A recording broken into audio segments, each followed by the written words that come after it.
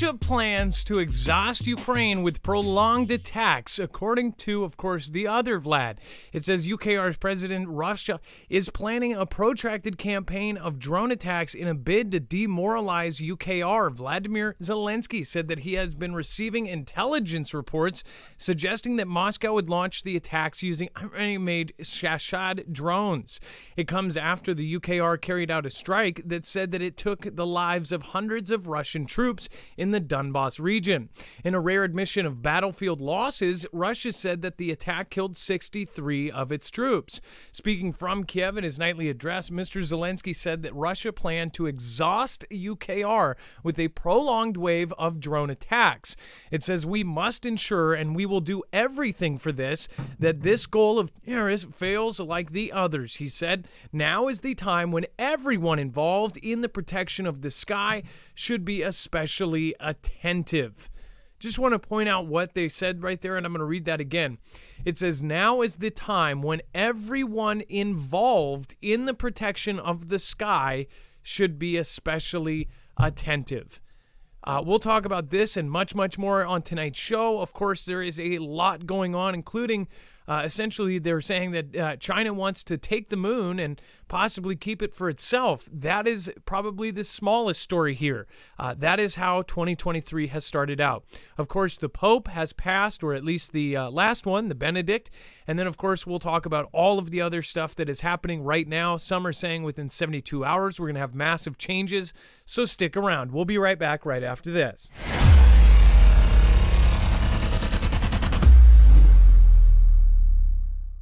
Nothing in this show should be considered legal, medical, or financial advice. The views of the callers can differ considerably and do not necessarily reflect my opinion, Dex's opinion, or anyone else who works with the show. You should always do your own research and consult with professionals. The internet is full of fake news, so please take everything with a grain of salt. If you have not already, it helps us out if you end up going through any of our affiliates, and it helps you out if you end up protecting yourself against cybercrime. NordVPN is one of the best and one of the easiest to use. If you do not have a virtual private network, it protects your IP address, which is your online identity, which actually connects to your real address and everything else. It also connects to you. If you know anything about how they are data logging and basically getting your profiles down, you can prevent that by having a VPN. Nord is, again, one of the easiest. Download it. It's like an on switch and off switch. All you have to do. Go to marfooglenews.com/VPN. Not only will you get a giant discount on this, but you will also be helping us. I appreciate your support, and I appreciate everyone that goes through any of our affiliates. Can't say thank you enough.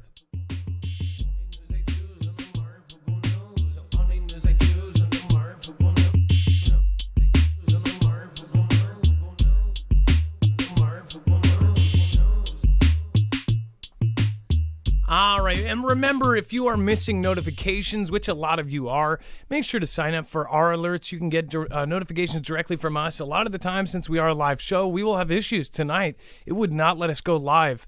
Normally, it is, from whatever the set time is, it's normally within 15 minutes. If we're any later than that, then usually we're having technical difficulties. So thank you for your patience, everybody that is still here. And then thank you, everybody that has gone over to the website already and checked out tonight's show. So if you are new here, or if somebody shared my show with you, remember you can always go over to the website for every single show and find a full bibliography. That means you have every single article, tweet, video, picture, document that we're going to show you here today right over on our website. Now today you'll look for this thumbnail, and then once you do click on that thumbnail, Ultimate Land Grab the Moon, you will find that we have every single article, tweet, video, picture, document down below.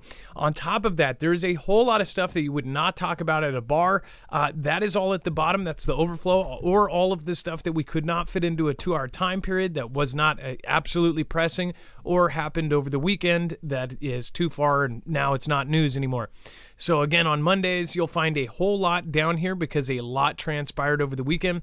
So make sure to go check that out. It's definitely something where instead of having to search all over the internet, we have scoured the internet for all of the news. Again, make sure to go and check that out. All right, and then let's bring in my co-host/internet brother, Dex James. What is happening, and how are you doing tonight? Hello, Adam, and hello, Foogle fam. I'm doing just fine. So we have a lot to go over, but I did want to go back to this first story, Dex. So first of all, do you think that there was something hidden in that quote there from Putin? It sounded like he was also pointing to others.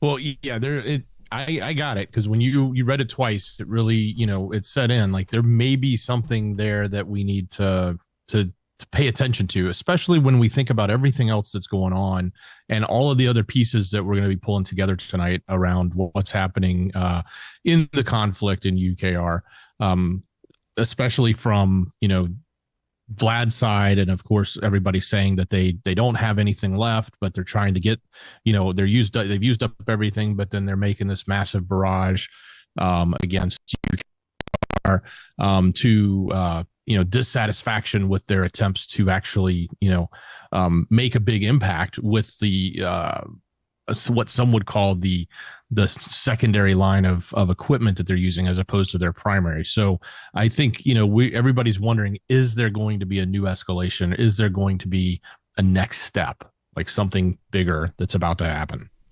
Now, what I thought of when I read, now is the time when everyone involved in the protection of the sky should be especially attentive.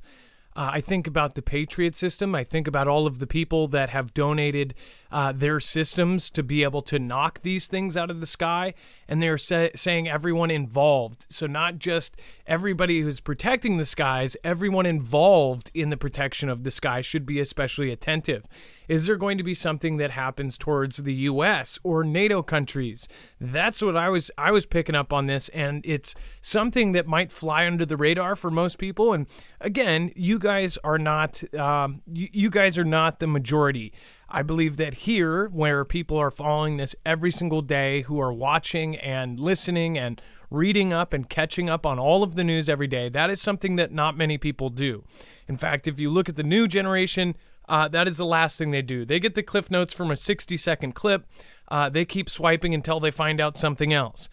Most of you end up spending 2 hours a day actually keeping up on this. Now, I don't expect everybody to watch our long shows, but again, there's a lot of really great information. If you did watch 5 nights a week, 2 hours, that's 10 hours of consumption that you are doing every single week of our show.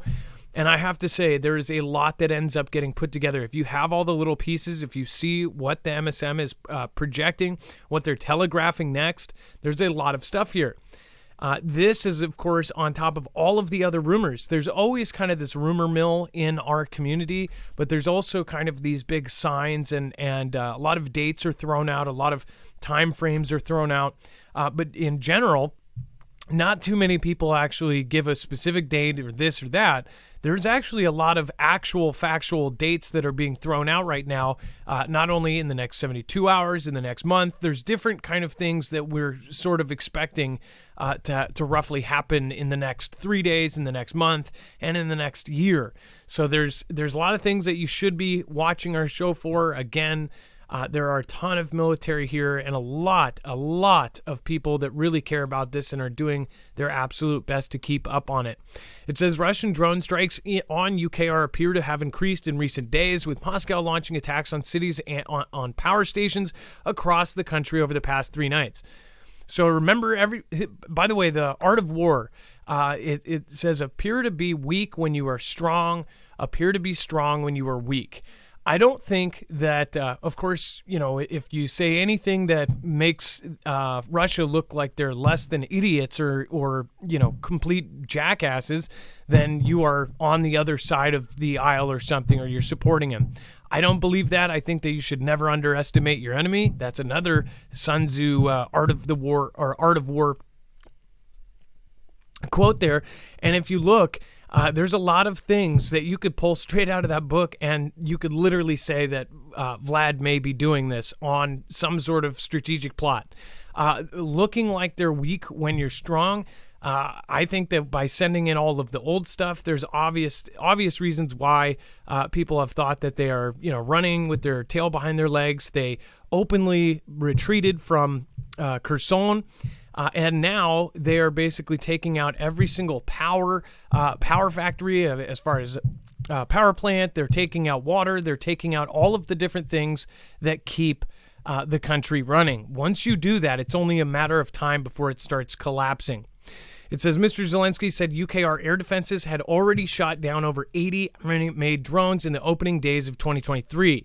So they're not even using a lot of their stuff. They're using drones now. And again, it sounds like there is a unlimited supply of these drones. And those drones do just as good of a job as most of those smaller missiles. So as far as, yes, they can shoot down a lot of them, but if you have a ton of them, then some of them always get through.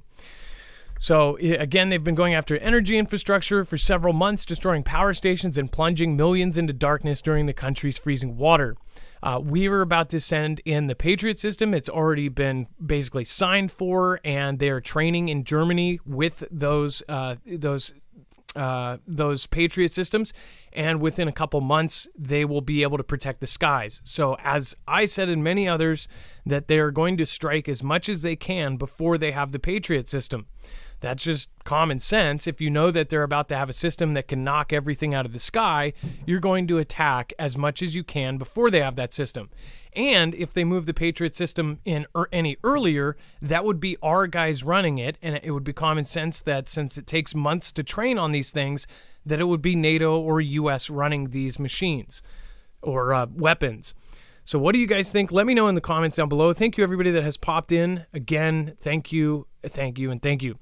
If there's anybody from Northern California that has had to evacuate, let me know in the chat. It says imminent levee failure in Northern California, town ordered to evacuate.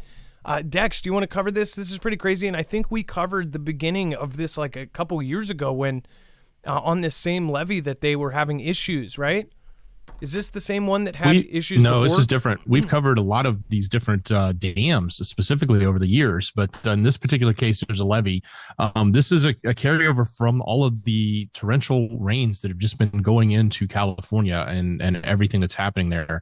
And apparently in Sacramento County, they were ordered to evacuate immediately, and they're under concern that this levee is going to fail. In other words, it's going to go over the top or it's going to break. So this is one of many of these that we've been talking about, and I think we'll continue to watch as these waters are rising from all of this rain, and now what I guess would be some of the all of the snow melt that would come with it as well.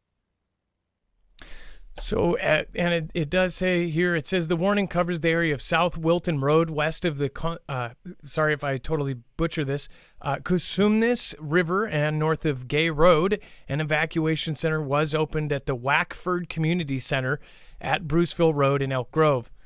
They literally have Wackford and Gay Road and Cosumnes. Okay, and then Sacramento County has been experiencing an atmospheric river that began December 31st, 2022, and thus far has resulted in significant transportation impacts, rising creek and river levels, and flooding in Wilton.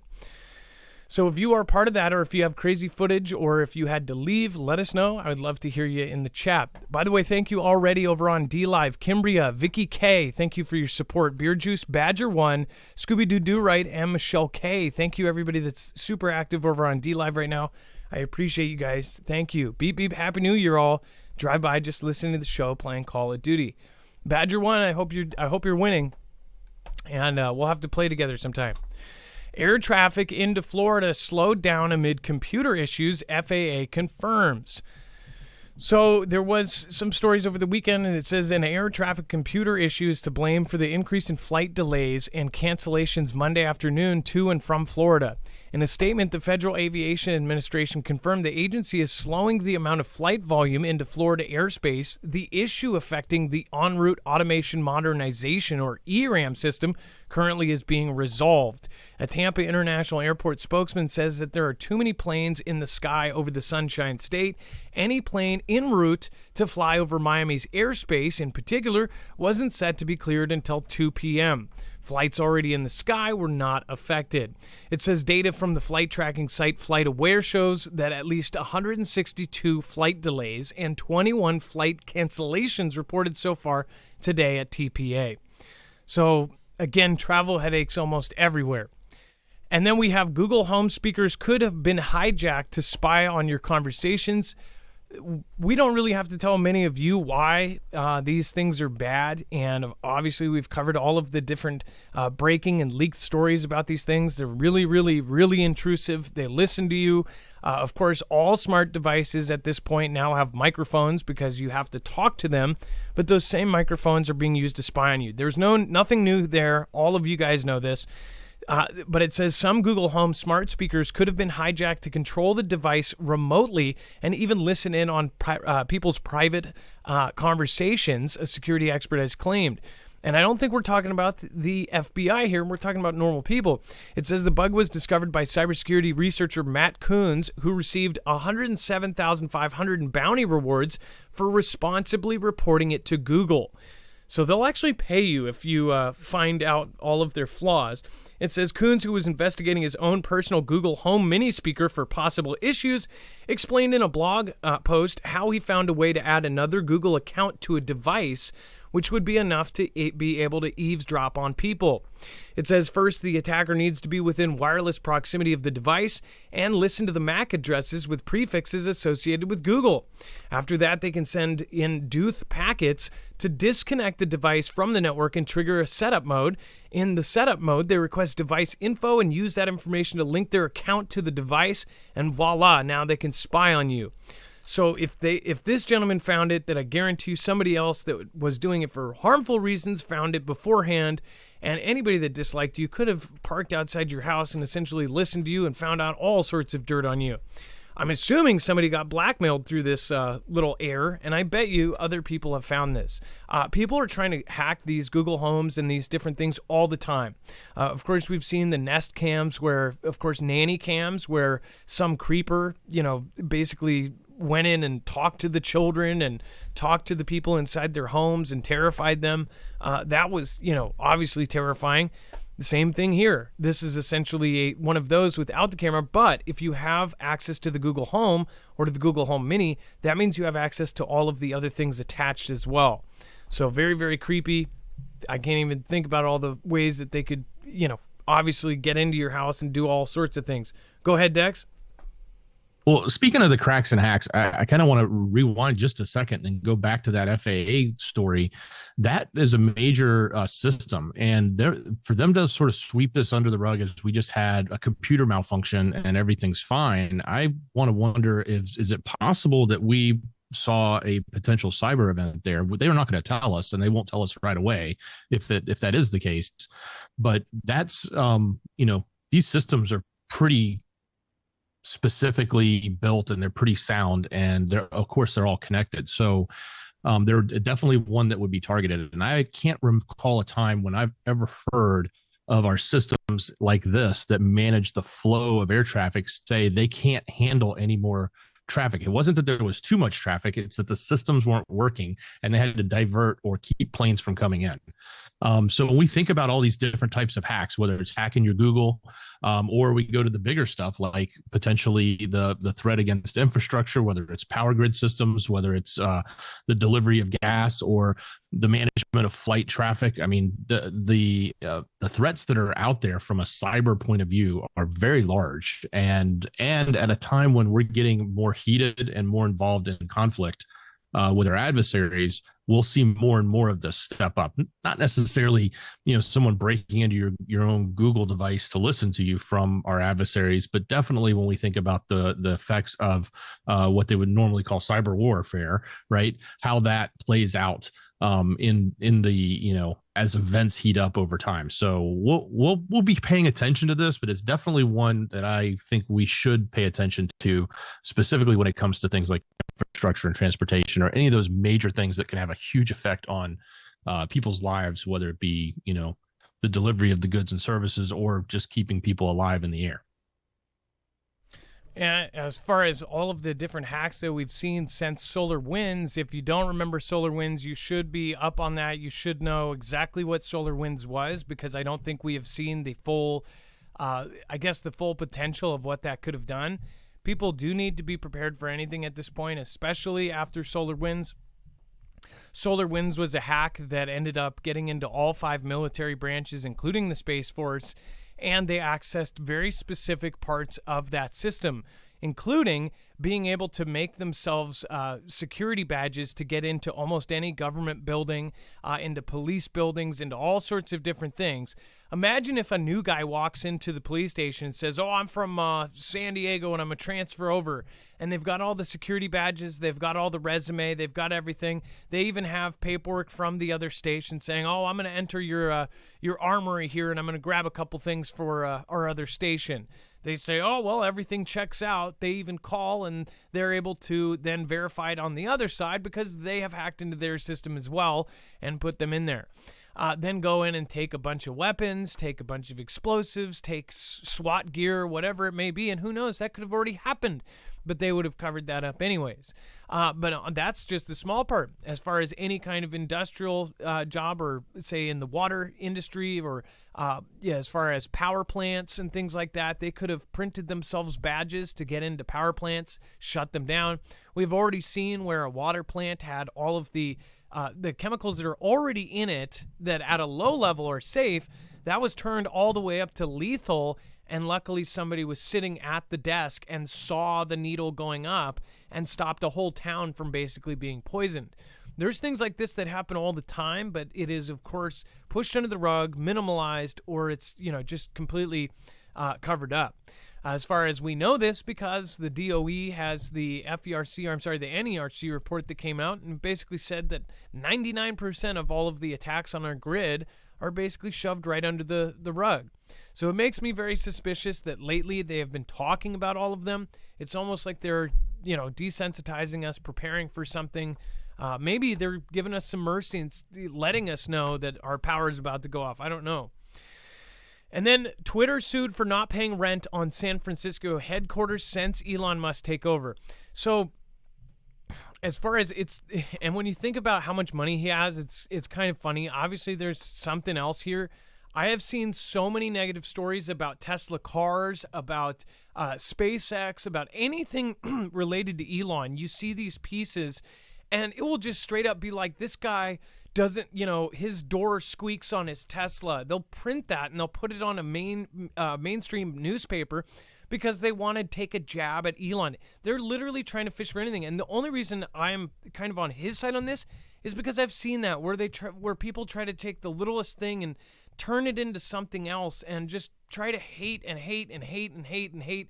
I mean, they're literally taking people's opinions of their 9-year-old cars and the door squeaks. It's like, okay, if it's a 9-year-old car, yeah, it's going to have squeaking doors. It's going to have things falling apart. They have taken that. I mean, they've done tons of stories just like it. Anything that goes wrong with Tesla or anything else, they're trying to print it. As far as this headquarters story, it is apparently, and I bet you it's unpaid. There's something going on here. Obviously, it's that $136,000 in rent is a lot of money to any of us. But to him, where he's got $300 billion or something, it's like normal people are, why don't you just pay it? Twitter is being sued by its landlord for ducking out on rent for its downtown San Francisco headquarters, where the platform reportedly went through heavy cost cutting under the new CEO, Elon Musk. The company owes $136,000 in unpaid rent, according to the lawsuit filed Thursday by Columbia Property Trust. Twitter's freeloading was reported early last month by the New York Times, which, again, this is kind of funny because now Elon's talking about buying the New York Times. You talk smack about Elon, he might just buy your show or buy your whatever you call it, buy your newspaper, buy your app. And he's literally talked about buying Rumble. He's literally talked about buying YouTube or, doing something to basically compete with it. It says that, which Musk wrote, and his advisors hope to renegotiate terms of the lease agreements after mass layoffs. It says the downsizing has already begun. So what he was trying to do, this sounds like the same reason why he doesn't have janitors. He was basically trying to not pay and say, hey, we're renegotiating. These guys before were paying way too much for what we have. And either you do this or we move or something else. And I'm sure it's not because it's $136,000. But one thing you do see is he is trying to cut that bottom line, and he's trying to make as much profit as possible. Anybody that before he was like the hated man of the world, there was no bipartisan split on, what people thought of Elon Musk. Less people hated him before he started getting involved in all this other stuff. Before that, everyone saw it for what it is. He goes in and takes a company and basically does anything and everything to turn it into an insane company. It says Musk purchased Twitter for $44 billion in October and has been cutting costs ever since, amid what Musk admitted was a massive drop in revenue. Cleaning and security staff were also laid off from the company's New York and San Francisco offices, where workers struck for a higher pay. In San Francisco, Musk condensed the company's footprint at 650 California Street from 4 floors to 2. So, Dex, what do you think about them obviously not paying their rent? And you would think that he would just, that's a tiny, tiny amount of money for somebody like him, but it's pretty big chunk. I wonder how many months that is. Does it even say? I don't think it does. It doesn't say, but it's certainly it's probably a few months at least, if not 6 months, I would guess. But nonetheless, it's the narrative that we're seeing, and this is just one example. There's probably like 7 stories a day about him, like you said, that are coming out negative. I know the rest of these are like Elon is the cheapest billionaire in the world, like he won't pay his own bills, is what they're trying to tell everybody. So those headlines are just going after him for any little thing they can. Like you said, a squeaky door, didn't pay the rent, any of these things. And mind you, yes, not paying the rent sounds bad, but in reality, it's a negotiation tactic. He's just negotiating. It's a form of negotiation. And he's not going to pay rent where he lives. He's just bought a new company and doesn't like what the deal he's got. So he's going to negotiate a new deal. And, it's a game. It's a business game they're playing, but the media is just tearing him up.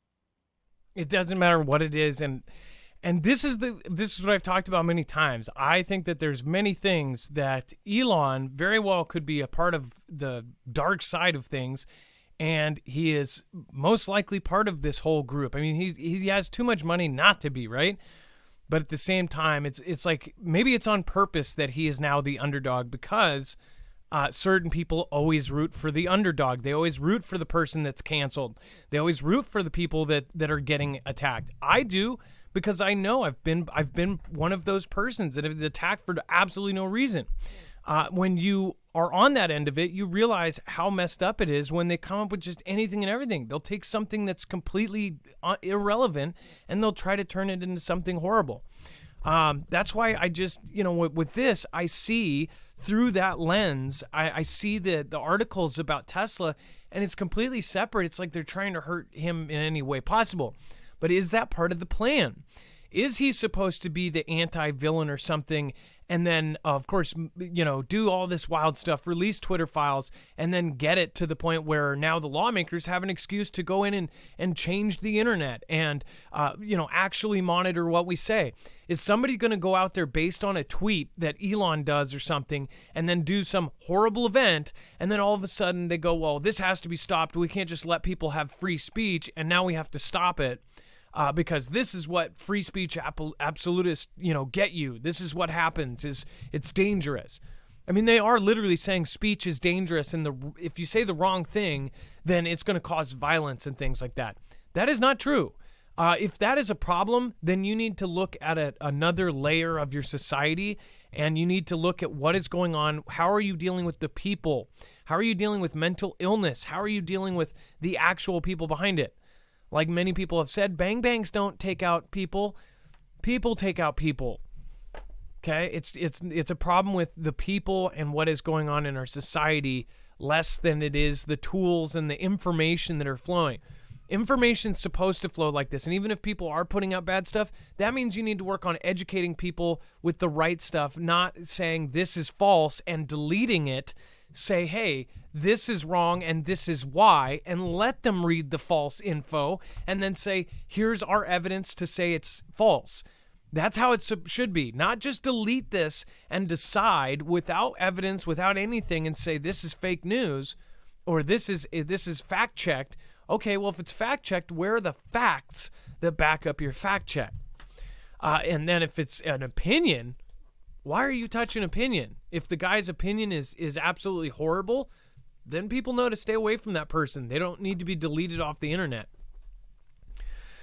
Or we're all adults. All of us here are. Don't watch it. Choose. You can choose to drive down the road. You can choose to watch scary movies. You can choose not to. You're an adult. That's the freedom of will.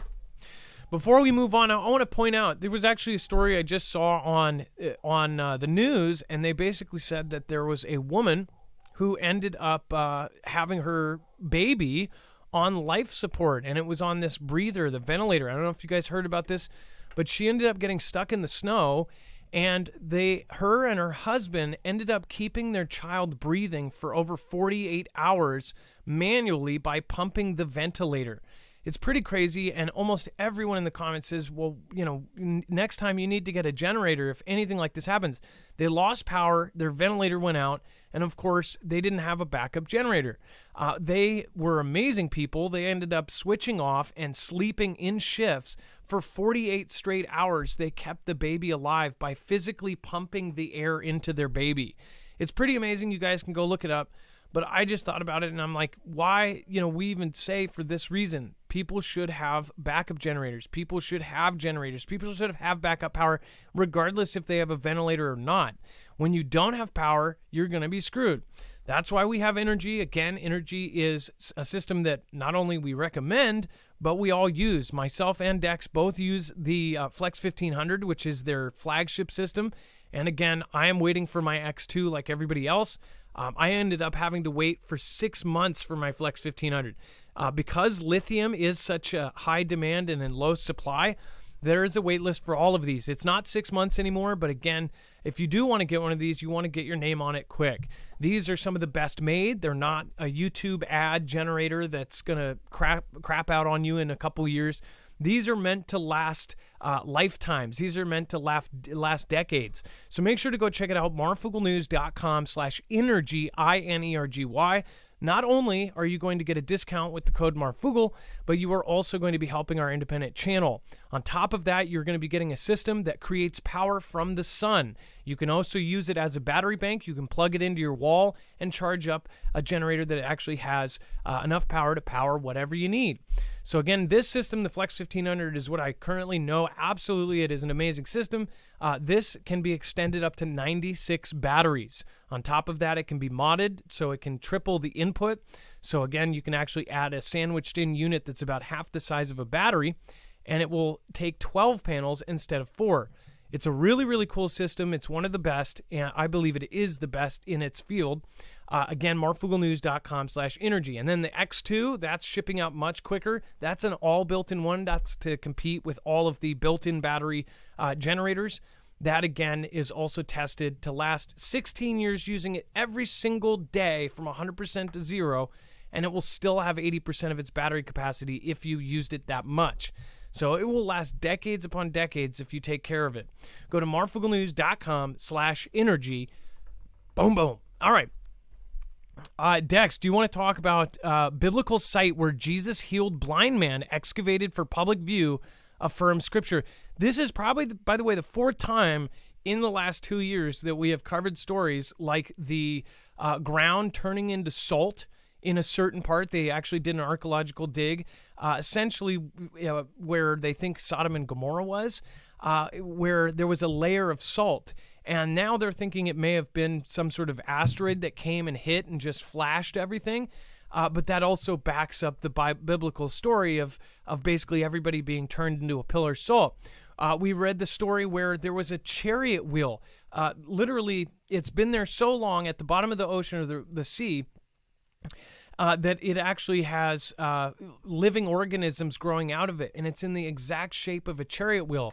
And it's like that may be from when, he split the Red Sea and ended up trapping the chariots afterwards. So there's been a lot of crazy things that actually back up the Bible recently that, they can actually show you true proof of. Dex, do you want to go over this?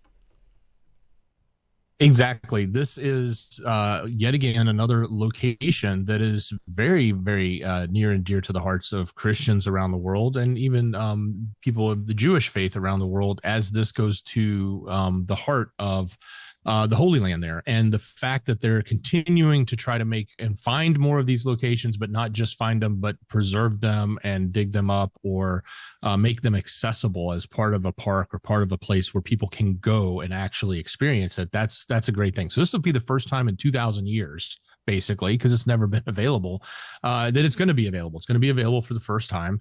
They haven't set a date, but they're going through the process now of excavating this location and getting the site prepared so that it can be part of the National Parks Authority there. So they're going to make it available. It's the site where Jesus healed the blind man, John 9, and it's also where a lot of the Jewish pilgrims cleansed themselves prior to entering the Second Temple. So it's a very significant historical place.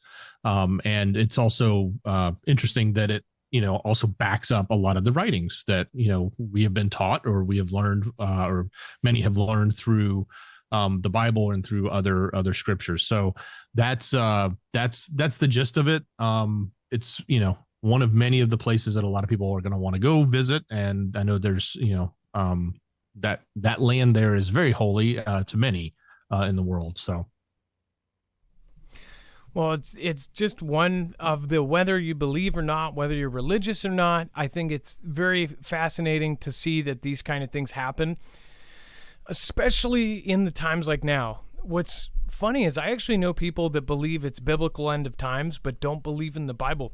I'm like, well, that's part of the whole biblical end times part. And then NASA boss says China could claim the moon as its territory and then ban the USA from landing there. So there's been a lot of strange stuff. I know that there is a definite split in our community as far as what is going on up above us. But I do always try to cover it looking at it as if everything, just assuming that somewhat of it is true, what is going on above us. Now, there's a lot of stuff from the moon landing. We won't even go into that today. Most of you guys know my opinion on that. There's some really weird stuff on that, especially if you dig really deep. And it's almost believable that maybe, in the past, with the technology that they had back then, that there's a potential that, maybe some things were different, right? As far as the computer on the lander that actually landed on the moon, nowadays, if you go to the grocery store and buy a happy birthday card that sings happy birthday to you, I might get copyright for that. Boom. After you open a card and it does that, that's the same size computer. That same little chip in that birthday card is as powerful as the computer in the moon lander back when they landed on the moon. And as far as you can know that that's in a greeting card now, why in the world did they stop going? And why, after the huge advancements in technology, did they not go back? Now, there's a split. There's a Y road that goes in 4 different directions, and people are like, well, they never stopped going. Maybe they've been up there. They have a moon base. They have moon soldiers. There's a whole camp over here that thinks that. Then there's a whole camp that thinks, oh, they never went. They never did this. I get it.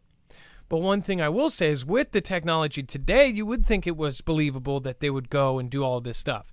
If you know about all of the Kubrick stuff and all of that, I mean, there's just a whole rabbit hole there for you to go down. But as far as today, there's some weird stuff going on. China is making their own space station. They actually sent up 3 massive rockets, unlike any other rocket they sent up, which they were not able to control. All 3 of those rockets had rocket parts flailing down to Earth, and those are the ones that everybody tracked and said, oh, these might hit us in the U.S., they might hit us in Australia, they might hit us everywhere. Those rockets were all 3 part of a special thing to bring up the pieces to their new space station, which China has put in their newspapers, has put in their official notice that thing is essentially a part of their military complex. That is a defensive platform. It is a weapon of some sort, according to our Space Force. So that thing that they just put up was completed in just absolute no time. They got up the first piece, second piece, third piece, and now it's done. So we have something flying up above us, potentially, that has some really scary stuff. Now, it says the head of the NASA worried that China may claim the moon as its own territory. Remember, they said they allegedly have a thing on the far side of the moon. They've sent, different landers over to the far side of the moon, and it has to make you say, well, why? It says It is a fact. We're in a space race. The current NASA administrator, Bill Nelson, said in an interview. Remember, of course, everybody considers NASA never a straight answer. It says, and it is true that we better watch out that they, Xi and his country, don't get to a place on the moon under the guise of scientific research. It says, and it is not beyond the realm of possibility that they say, keep out, we're here, this is our territory. Basically, what they have done with the Spratly Islands and international waters, they're saying that they are going to do with the moon. Now, we have read all sorts of crazy things, including even advertising on the moon, advertising in the sky, advertisements with satellites. Of course, everybody that's here probably knows about Bluebeam. There's just all sorts of crazy stuff going on up there. But now they're actually saying that they believe China is trying to snatch the moon for itself. Now, going back to all of the weird things that have happened in the past years, why we went from not going to space at all to all of a sudden everybody's trying to get to the moon, everybody's trying to get to Mars, for what reason?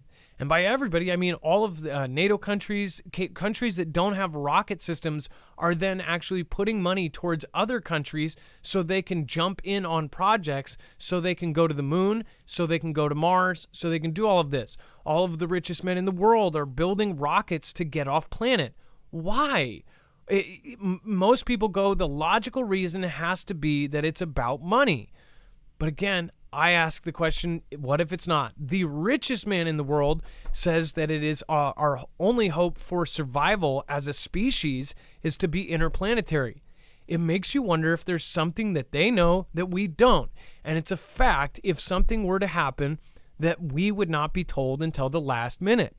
So I just wonder what is actually happening here. Xi, of course, in my belief, is their country is not okay with being number two. They have rapidly built their military. They have rapidly built their navy. They are now the largest navy in the world. They are now rapidly building their nuclear silos. They are trying to take number one spot. They're also building currency. They're trying to do all of these things. At the same time, I think that there's a lot of contradicting information out there because we know for a fact they have over 1 million on the payroll to be able to go online and sway a narrative any way they want. If you have 1 million people thumbs up something or thumbs down something or go on there and say something about it, I don't believe it, I don't believe it. If you see 1 million people saying I don't believe it, you're going to go, okay, the majority around me say they don't believe it, so I'm not going to believe it either. And that's how they are able to change the narrative on things. On top of that, they spend their money infiltrating different medias, which now Xi's country owns a huge swath of movies, of media, of news, of everything. And they are able to, tweak little things, take things out. And we've already shown you this in mainstream movies. Heck, in Top Gun, they wanted to remove the patch of Taiwan.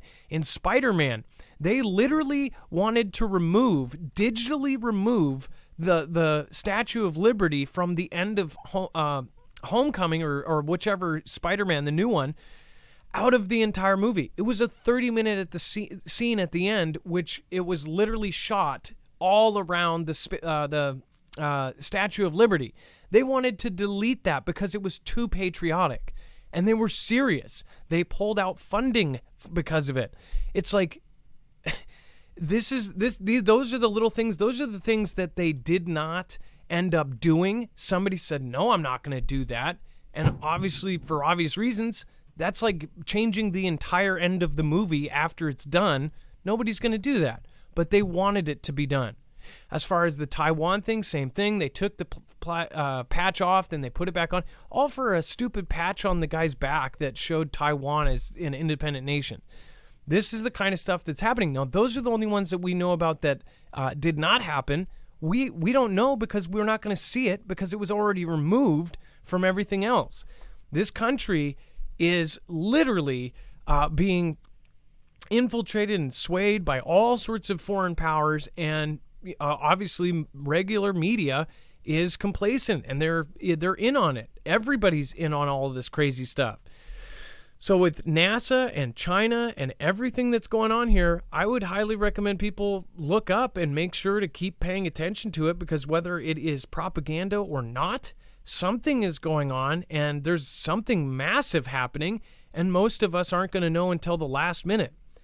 Dex, what do you think about all of this craziness?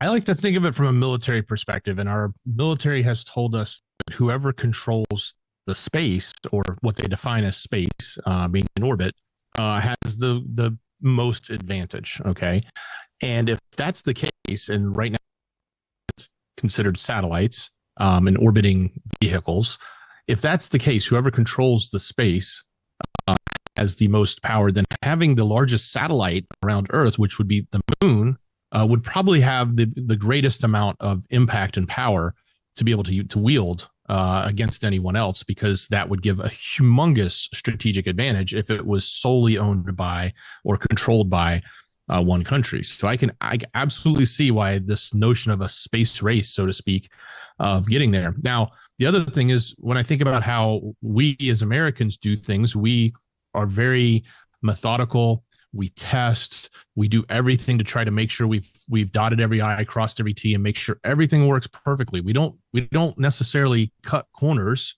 Now, I'm sure there's people out there going to tell you, we cut corners all the time. Yes, I'm sure we do, but we don't cut corners to the effect of, hey, let's launch our rockets, but we don't know how to get them back down. We'll just let them fall to Earth. We don't do that. That's not the way we operate. Like, we would not launch a rocket until we knew how to control it, or knew how we were going to land it or place it safely. We don't cut those massive corners, but it's clear that Xi and his country are willing to cut the corners at all costs to win the race. And so if we're up against that, we're up against a huge investment, and a large number of human mind hive, if you want to call it that. The number of people there are significantly greater, and the numbers that they're educating are significantly greater than ours. And there's a race, and they're willing to cut corners all the way there. We actually have a very difficult race to win. Even though we want to sit back and say we have better technology, we've done greater things over time, we're America, rah, rah, rah. Yes. But, when you look at how this has played out, especially in the last few years and what's been going on, they went from zero to a space station overnight. All their stages are up there. They basically, they're better than the ISS now, or bigger than, or as big as, but probably better because it's more modern. It's not ancient technology, right? So they have done a lot of things, and they've done it very quickly, and they probably are willing to cut some corners if they need to achieve the goals that they want. And they see those goals as gaining power, whether that's grabbing the resources that we don't know about yet, that may be on the moon that can provide great wealth, or technology, to just having the strategic advantage of having that place, having the moon as your base, so to speak. That's huge. That's significant. Whoever owns that, which I hope that nobody does. I hope that it ends up being something that we all sort of share or use together in some sort of proper way, not to take advantage of anyone else over it. But if somebody does take that as their own advantage, even if it's us, I don't think that's necessarily a good thing, because whoever controls that will have a humongous strategic advantage over the rest of the world. Someone said, who was that? Fuzzmeister, I'll let China have the moon. Enjoy, boys. Let's see here. Someone said ancient technology was far more advanced. What if the moon was made of ribs? Well, Jay Avila, I don't know. I don't like ribs, so I probably wouldn't like the moon. This is Ground Control to Major Tom, Matthew Shaw. We have lovely chat tonight. By the way, CJ Blaze is in the house. As far as, let's see here. We have got Hate Spear. I'm going to get to you here in just a second. Chance Paladin. What is going on? U.S. is forcing people coming from China to take their CV test. The test has the bug in them before they come here. Tough times. Extinguish Shiffy.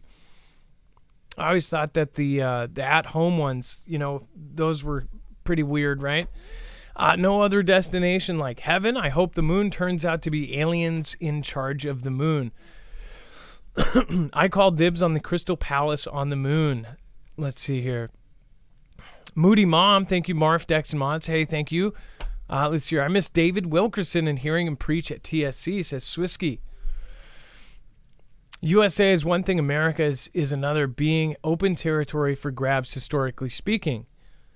Well, as far as Xi and what they're doing, that's what it was. Who said that? Said that China is acting like Japan did before World War II. I agree with that 100%. As far as the police stations all around the NATO countries, as far as the burning, I mean, if you want to take direct correlations, they literally burned all of the papers at their embassy a few years ago, and we were thinking, man, that was really, really weird. After there was some suspicions, and then they ended up burning all of their paperwork. At that point, I said, hey, this is something that Japan did right before they went to war. And then, of course, the police stations, the people in all of the NATO countries that are, essentially they say are helping people with paperwork. Not too many people believe that one. Let's see here. Be Real Beast is in the house. Thank you. Heath Spears says, be home to watch the replay soon. Thanks, Marfoogle family, for the real news. Hey, thank you from Australia. K. Parker Fraser, thanks Adam and Mods for all you guys do, and Dex for all you do. Says Jay Harrison, thank you K. Parker Fraser. Jay Harrison, thank you Marf, Dex, and fam. I look forward to seeing you all again next year. Really appreciate all you do. Well, thank you again, Jay Harrison. And B-Dub, Jennifer Sansami, thank you. Happy New Year, Adam, Dex, and fams. Much loves and blessings to come. Buckle up, be safe, and stand strong in faith with Jesus Christ. And then My Dog Eats Jeans 72. Thank you. KT Cleans a Lot. Thank you. And Willing Witness. Last show. Thank you so much. And then Syria says Israel attacks areas around southern Damascus City. It says the Syrian army said on Monday that the Israel struck parts of southern Damascus in the latest string of strikes that regional intelligence sources say that target Iran-linked assets. Now, you probably know that somewhere here there are multiple countries involved with these tit for tats of the Middle East. It says there were no initial reports of damage or casualties to the earlier state media said explosions were heard over the capital. Israel repeatedly took out and boomed Iranian-backed militia targets in Syria, saying its goal was to erode Tehran's military presence, which Western intelligence says has expanded in the recent year with the war-torn country. The IDF did not immediately comment on the attack. Two regional intelligence sources say that the strikes hit an outpost by Iran's Quds force and militias its backs. It says whose presence has spread to Syria in recent years. They say that the Iranians have a strong presence in the Sayyeda Zainab neighborhood of the southern Damascus, where Iranian-backed militias have a string of underground bases. Iran's proxy militias, led by Lebanon's Hezbollah, has now sway in vast areas in eastern and southern Syria and northwest, as well as southern suburbs around the capital. So watching this, there are other stories that are breaking right now that we'll most likely cover tomorrow, but there is definitely a lot of heating up events over in the Middle East. We will cover that and most likely have a lot of that in tomorrow when we know more. Dex, go ahead. In the update on that article, and you guys can see it when you go to the website, they actually said that some of the volleys have hit the airport there at 2 a.m. Still no idea if anybody's been hurt or any significant damage, but now the Damascus International Airport was out of service. Yeah, so that's another hot point for a WW3 if that goes to all out conflict. One thing also to question is if Iran is helping Russia so much, is Russia going to return the favor with something? That's a question that people have on their mind right now. And then UKR killed hundreds of Russian troops in attack on barracks during Putin's New Year address. So while Vlad was talking, apparently this attack went down. And it said that UKR took the lives of hundreds of Vladian's troops in HIMARS attack on barracks during Putin's New Year address on revenge strikes after missile attacks on Kiev.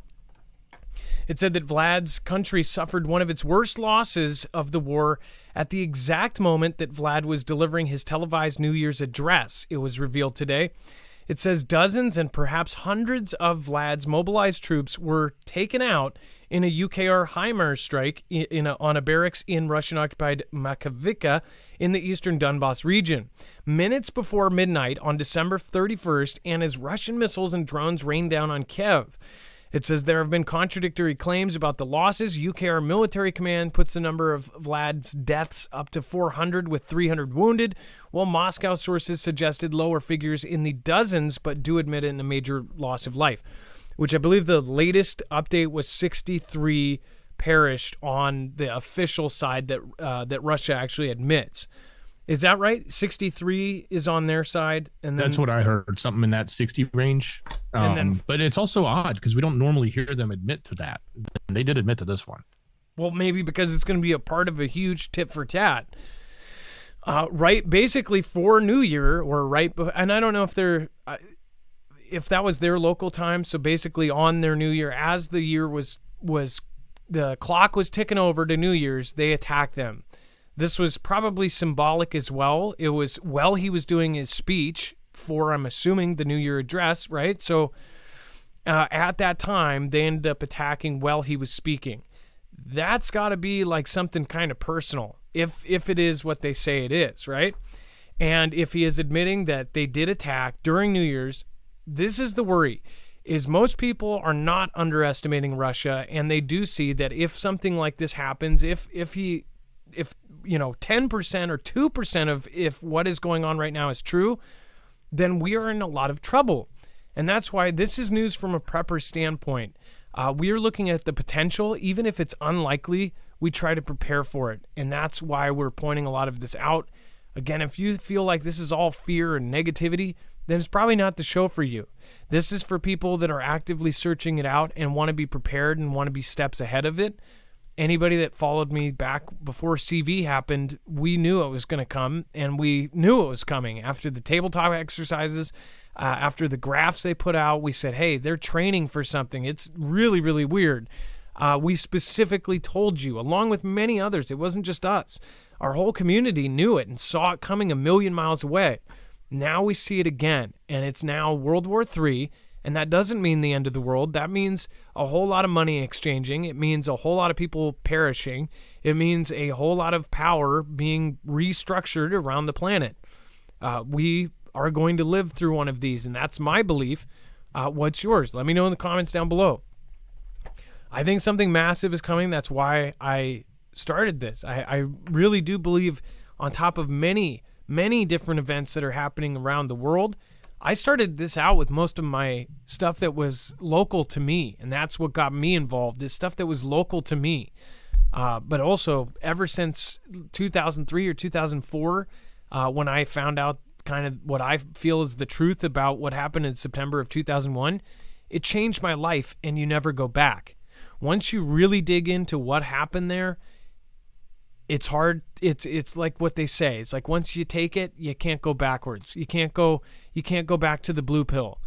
So I feel like right now, especially knowing about all of the different operations, about the birds that are mocking us, about all of that, it's hard to go back and to just believe what they're saying.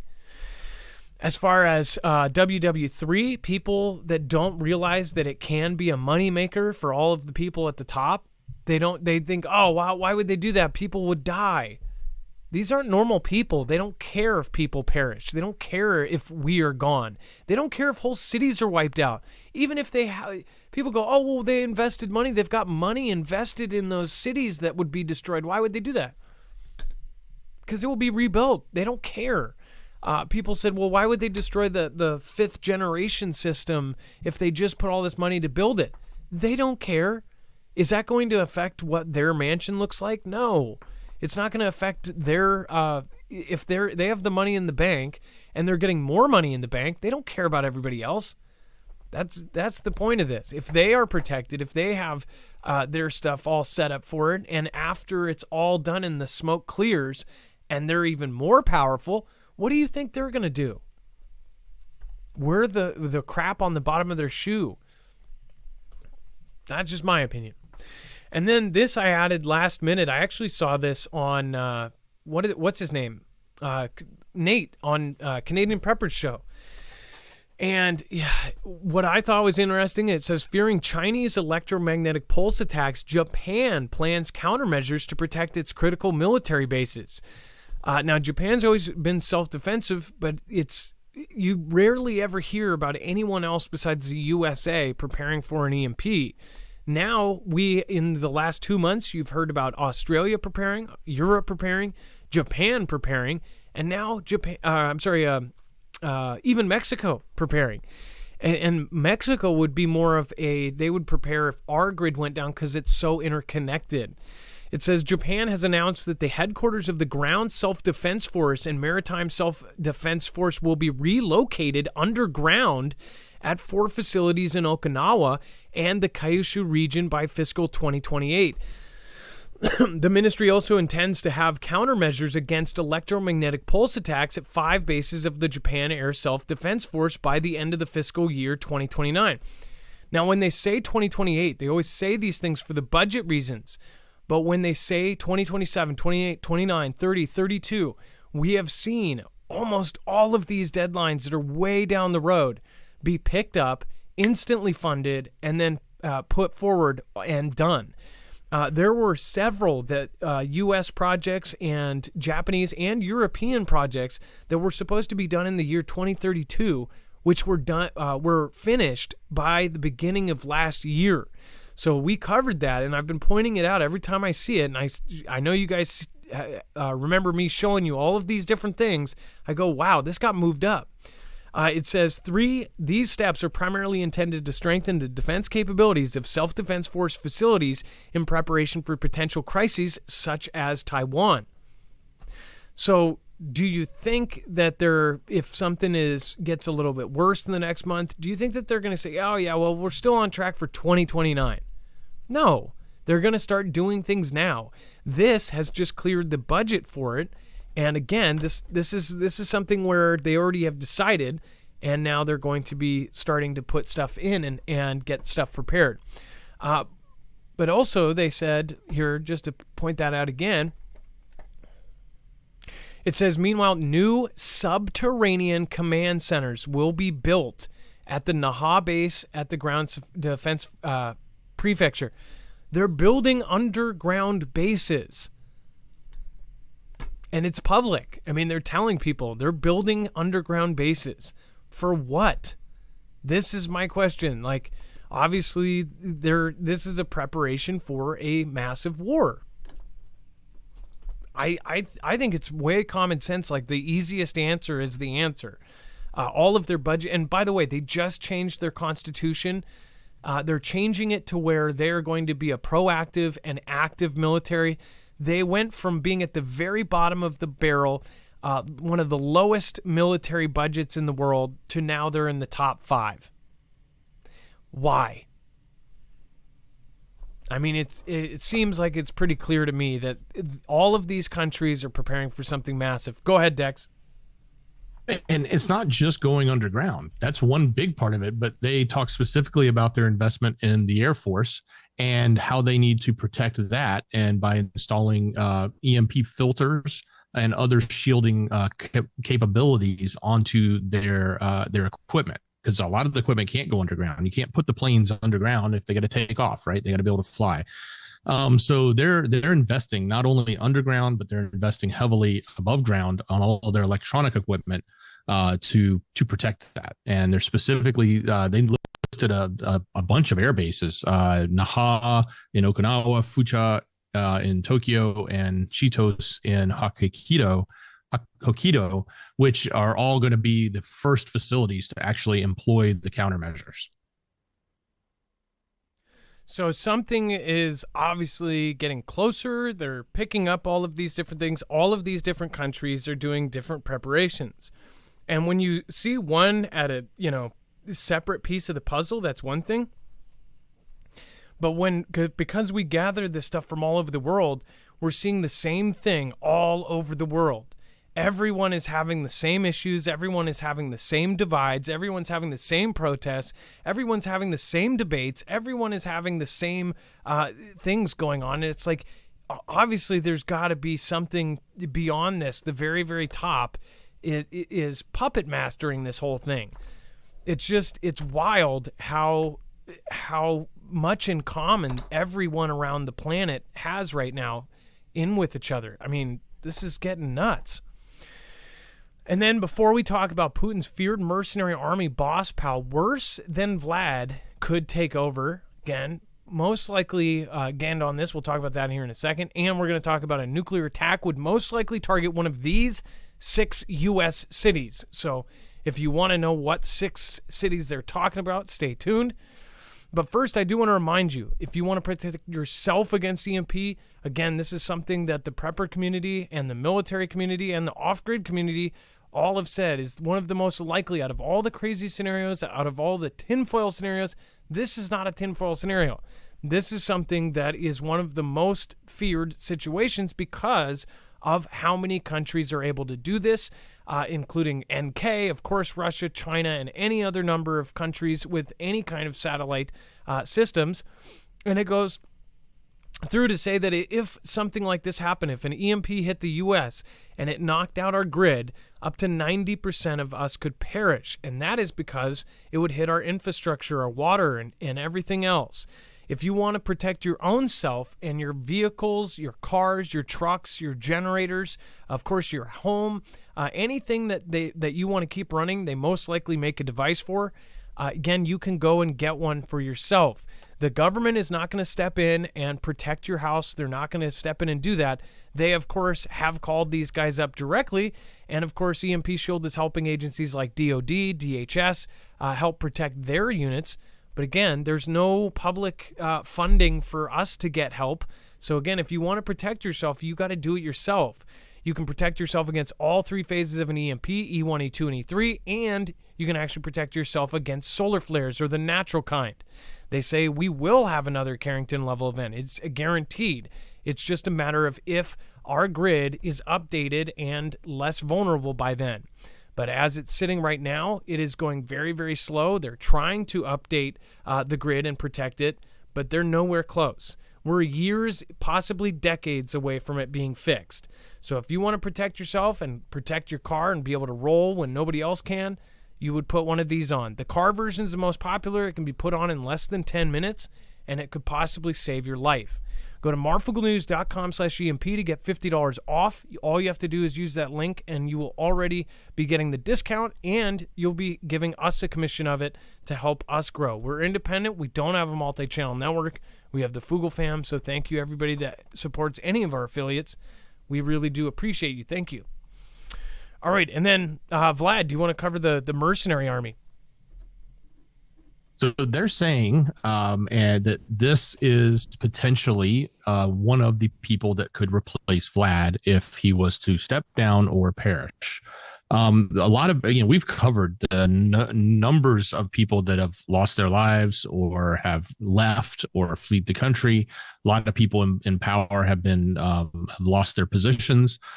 This guy, who is Yevgeny Prigozhin, I know I'm butchering his name.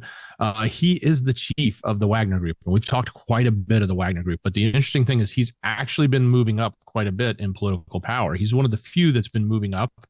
He's close to Putin. He's been, as opposed to a lot of other people that haven't. So at least that's what the Ganda here is telling us. That's what the message here. This is all speculation. It's coming out of, I think it's a New York Post claim, warning that this guy, if he were to take over, would actually be worse than having Vlad there. So it's kind of I think on one hand, we hear a lot of rhetoric around whether or not his health is good and if he's going to, or is he being targeted to be taken out. We've heard, from Zelensky saying, hey, we won't negotiate unless he's out of power and, no longer in charge. But a lot of folks are saying like this could be the person that takes over, and it may not be that good of a change. It might actually be much worse. Yeah, this guy's a savage, and who knows? The world leaders could be slowly taking Vlad out and grooming this guy for his position. I like how this article actually points out, and obviously when mainstream media is pointing this out as well, it's very purposeful that we hear about all of these, Putin cronies that fall out of windows or fall off roofs. We have covered so many, it's insane. And we don't know what the truth is behind all of these guys. But I will say this, there is spy games going on all the time in the real life. It's like a Bond movie. It's literally like a fictional spy movie in real life. We see all of these crazy things, people falling out of 6-story windows and stuff on a regular basis. people being poisoned, people being, having cardiac arrest and things like this after dinner with a, influential figure. It's like this stuff happens in real life. And that's the thing. Like the movies, of course, add a lot more explosions and Michael Bay moments, but this stuff really does happen. They even have gadgets like they do in the Bond movies. So as far as this goes, we don't know, but as you'll see later on in the show, there is a narrative that is picking up, and it is that Vlad is possibly dying. He's on his deathbed. Obviously, we've covered all sorts of different things. Now they're saying that the information is coming from this whole big group. So we'll talk about that here in a second. But then again, a nuclear attack would most likely target one of these 6 U.S. cities, but an expert says none of them are prepared. Well, like somebody said in the chat a couple minutes ago, said, well, where are our bunkers? We have bunkers, but of course nobody knows where they are, and they're not prepared. A lot of them are outdated. I am sure that the U.S. government and the military has things set up for themselves. We know there are deep underground military bases. We know that there are roadways under. That's not. I don't think that should even be considered conspiracy anymore, because we know, and so many people have stepped forward.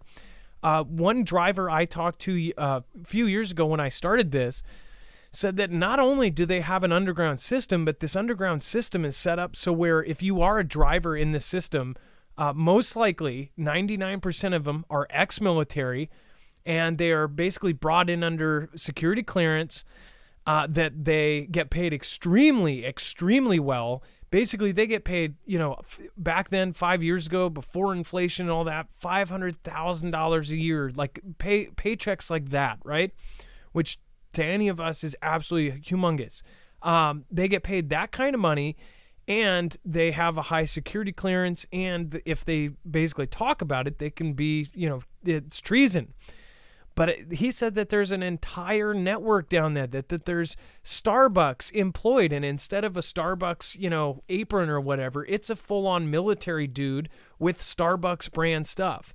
They have McDonald's run by soldiers down in these underground bases. So basically they have amenities. I know that sounds crazy, but if you think about it, just like a Target has a Target employee that's basically manning the Starbucks, down there they have Starbucks. They even have little clothes shops where they can get stuff if they're staying underground. It sounds crazy until you realize how much publicly we know about the entrances and the exits of these places. But of course, these underground tunnels not only are possible, they're known about in some cases. The debate is how far they go and how many states they're under, right?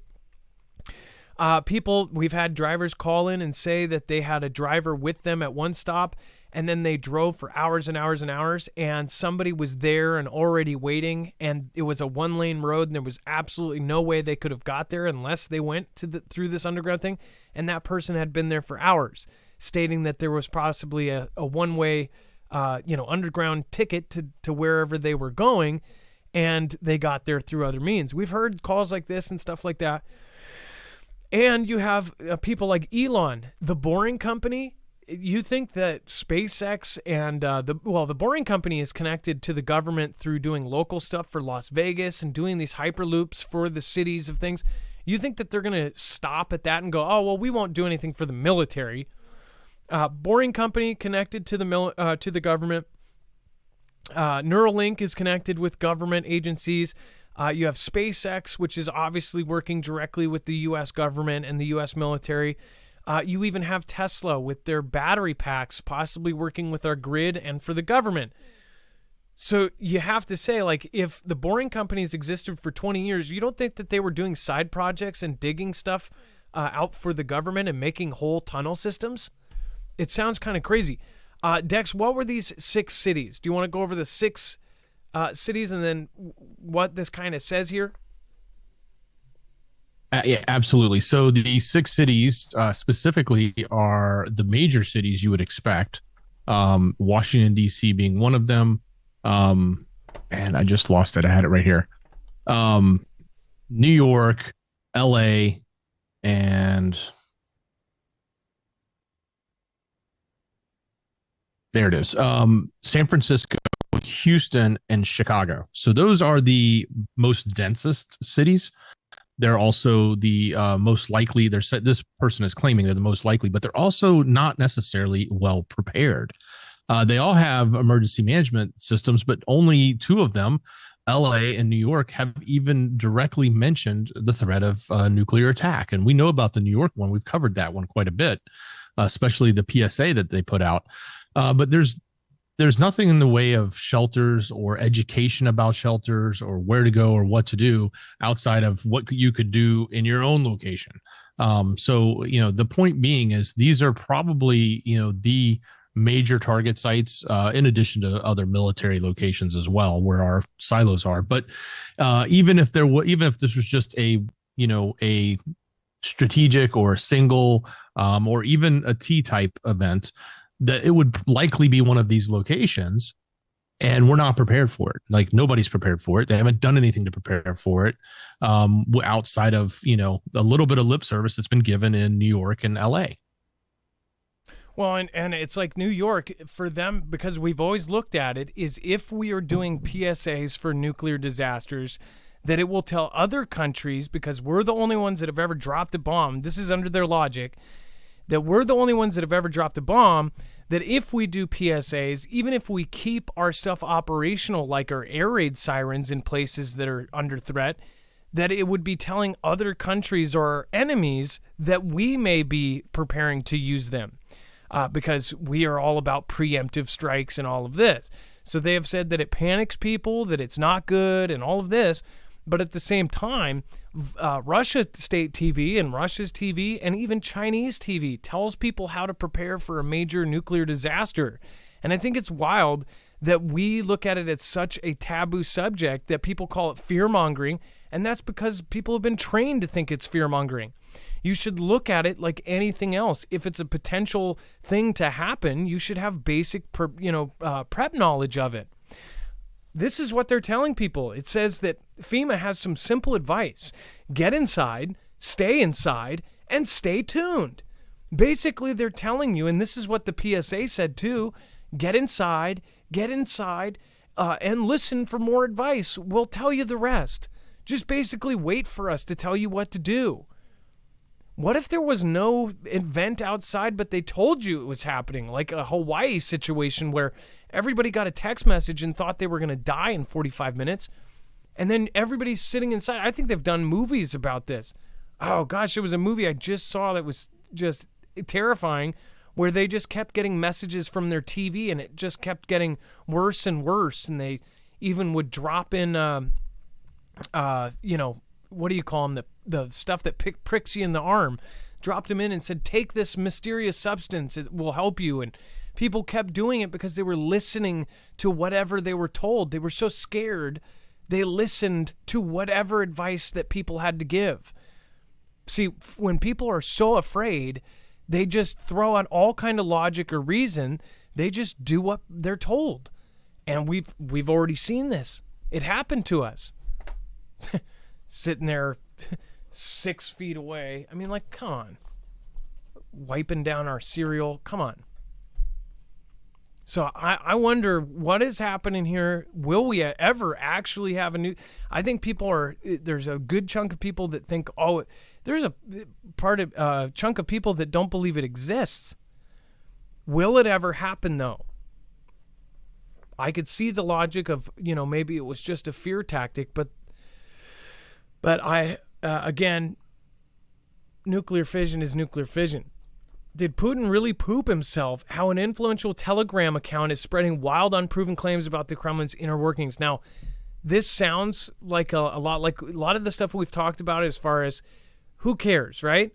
Well, it's actually talking about the Telegram group that is spreading a lot of this. And if you haven't noticed, and I have, that a lot of the information about his cancer, about all of his ailings, have come from Telegram. And a good part of it is this actual group. It says in early December, a sensational story ripped through the odd choice of words, ripped through the tabloid press. President Vlad had stumbled and fallen down the stairs, involuntarily soiling himself in the process.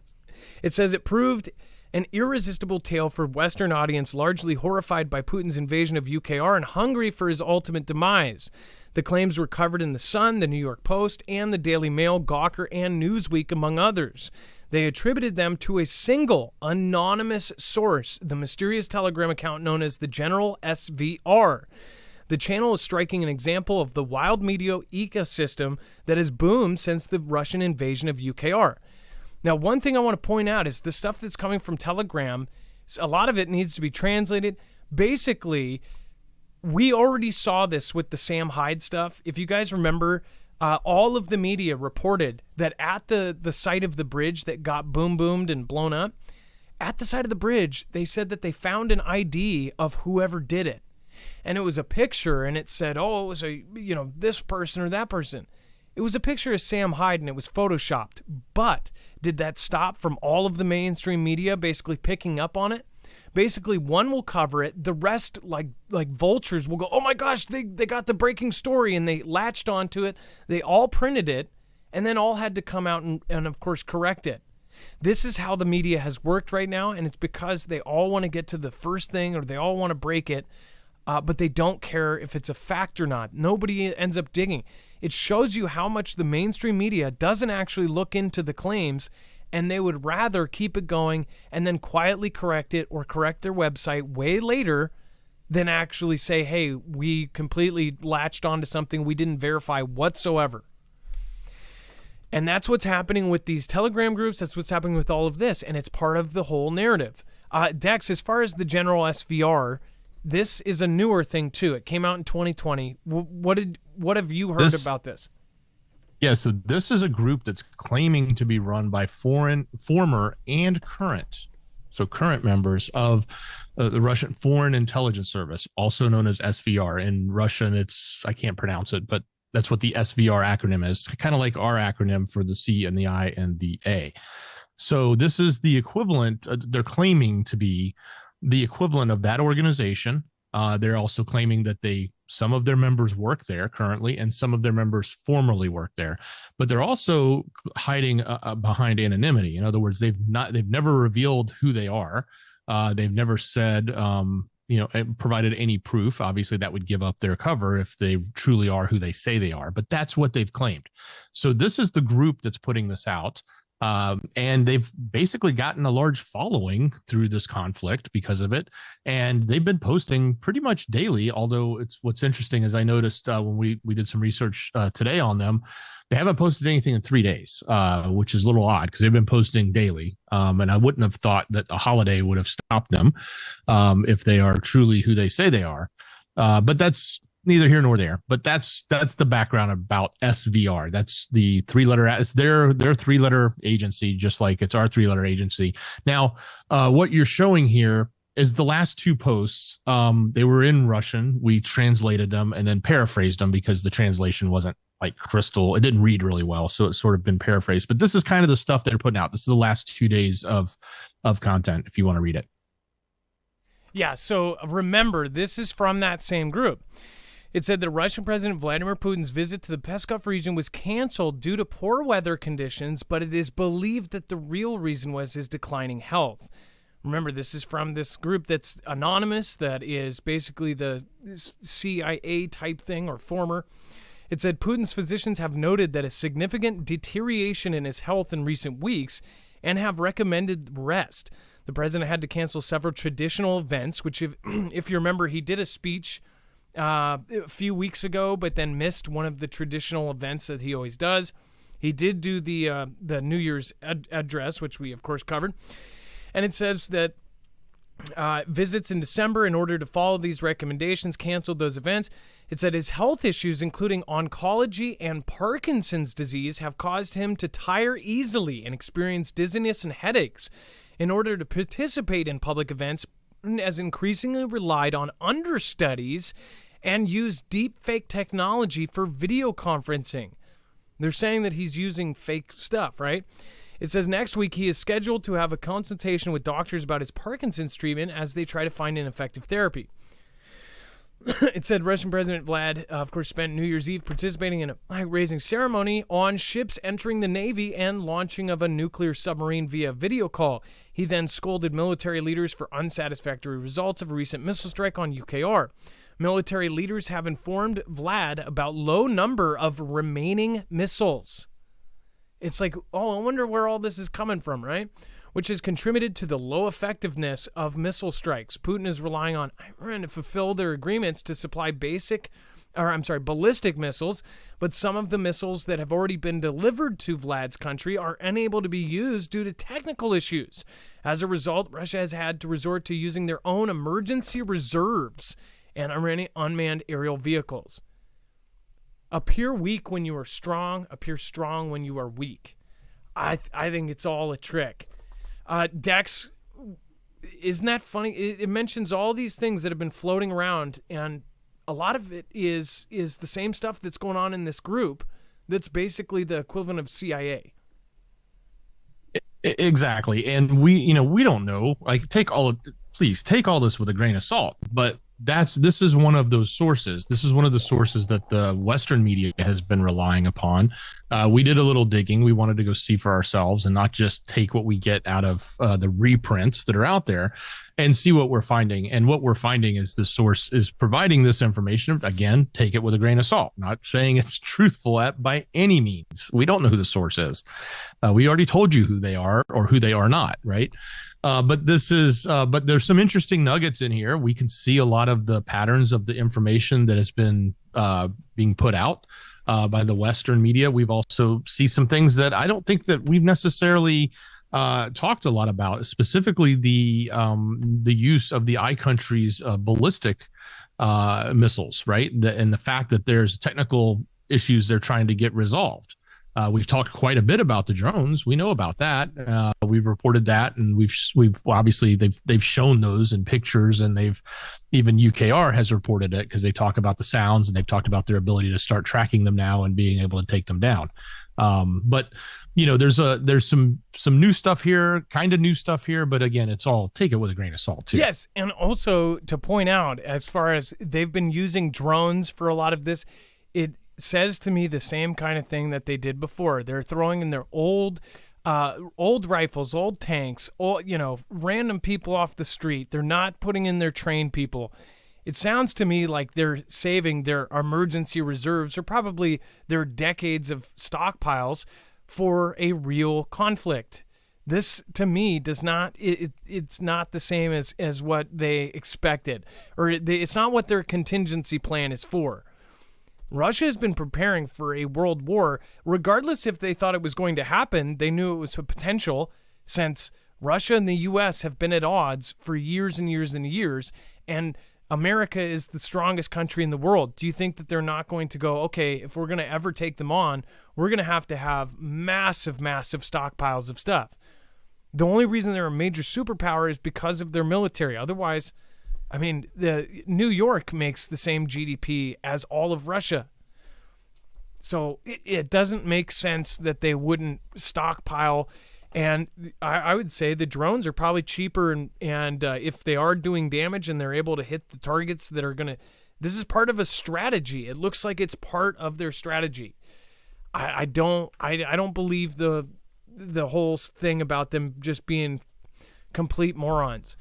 The dude's former KGB. The dude was a young global leader from the W and the E and the F. Okay, this is all something that's playing out on purpose. It's just absolutely nuts that people are droning out. No pun intended. All right, before we move on, just real quick, marfooglenews.com/prep. If you don't have survival food, it's very, very handy to have, especially in disasters that you don't expect, like being snowed in. This is food that is freeze-dried, sealed in Mylar bags, and can survive for 25-plus shelf years. So again, you could have this up until almost 2050 and then pull it out and eat it. Again, most of them are just add water and cook, and then you've got yourself a meal. This is great because of its affordability. You can get a 3-month supply with $200 off at less than $600. So make sure to go over and check it out. marfooglenews.com/prep. Also, they have the Alexa Pure Pro, a water filtration system that's on more of the professional side as far as you can get the gravity-fed Alexa Pure Pro that will do a ton of water. So make sure to go check that out as well. They also have iodine tablets if you're at all worried about any kind of radiation disaster. It's unlikely, but again, it's nice to know that you have something like that, and they do have that in stock. marfugglenews.com/prep. When you go over there, you're not only supporting us, you are getting yourself prepped. There's also the 1 month for $70 off, and of course, you can get less than that as well. If you want to do a little bit at a time, you can. Speaking of which, FG, thank you for your support. In fact, I know, FG, you actually said that you get a little bit at a time, and you just try to get whatever you can every payday, just get a tiny bit and stock up, and that's a really smart thing to do. If you can't afford to get the big ones, that's where you get the most bulk for your money, sort of like Costco.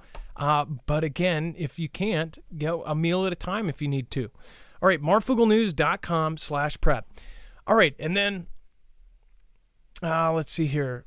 All right, and then a ground crew worker died after being ingested into the engine. Now, there was a video quite a few years ago that came out that I want to say it was real that showed something like this happening.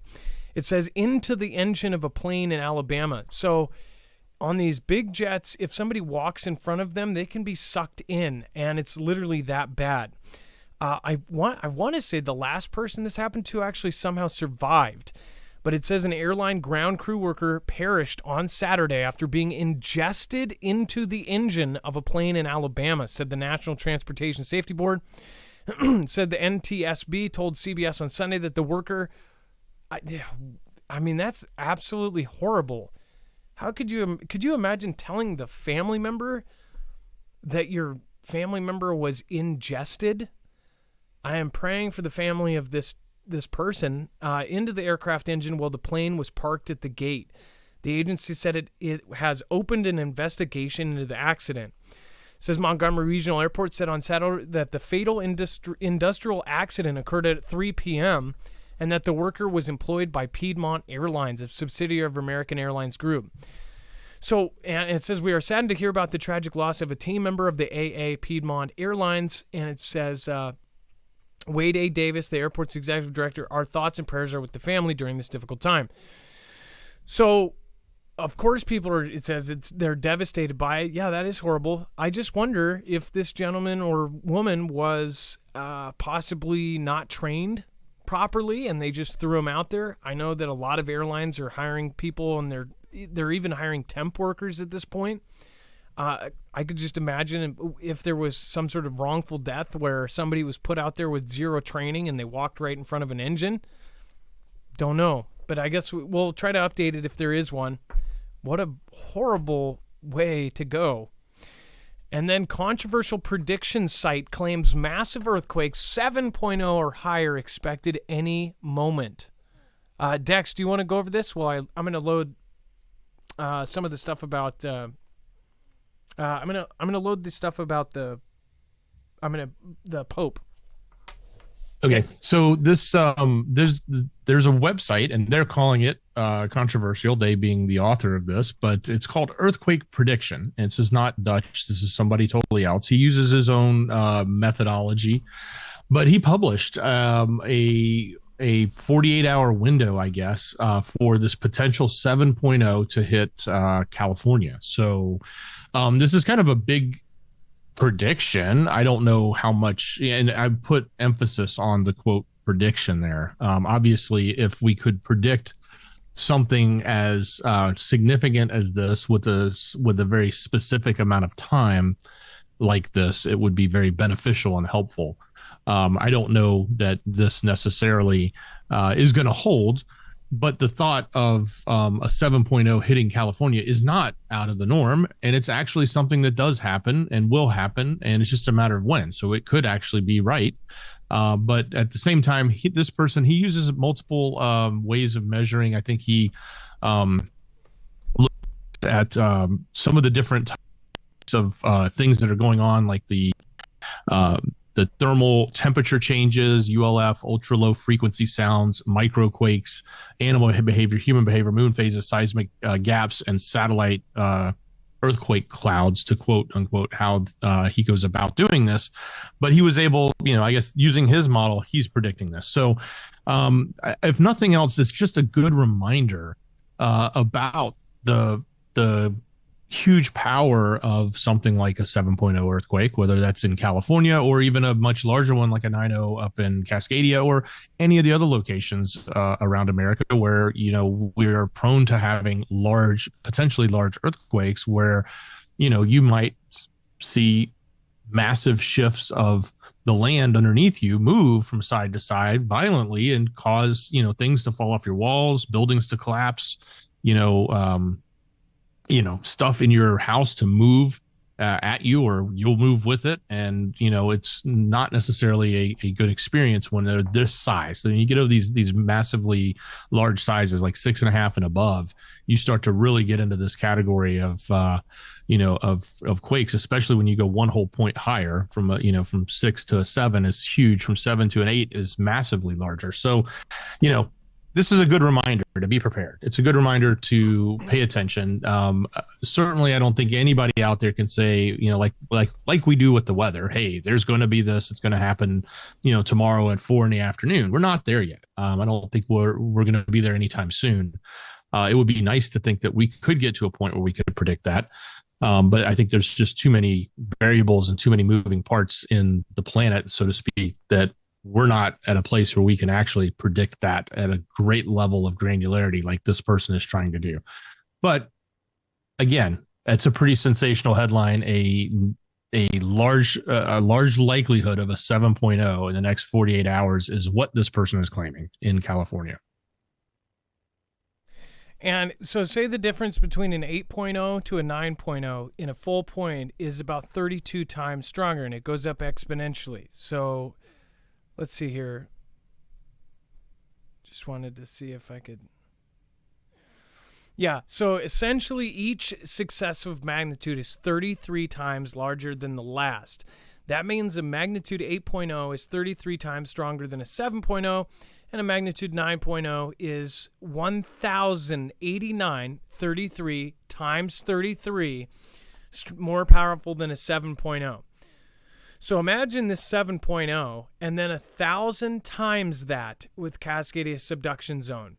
That's where it really gets, you get into a 5-minute earthquake with a 9.0. Now with the 7, I think it's around a minute or over a minute.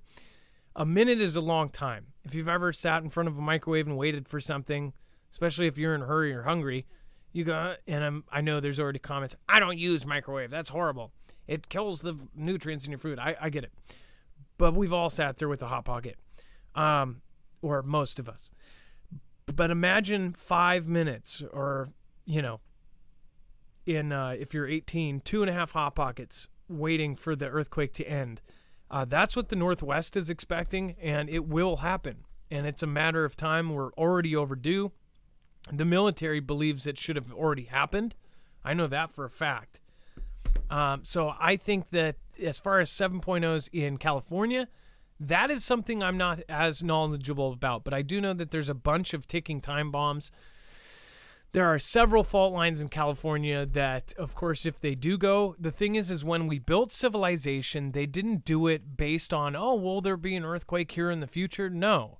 They built civilization all along the West Coast, and the West Coast will have a tsunami.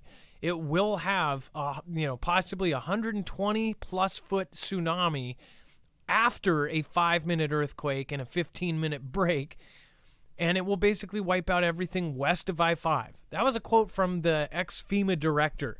So as far as earthquakes goes, get up on them, especially if you are somebody who has been planted in California after, of course, living somewhere else. I know people that lived in areas that don't have earthquakes. When they do experience an earthquake, they don't know what to do.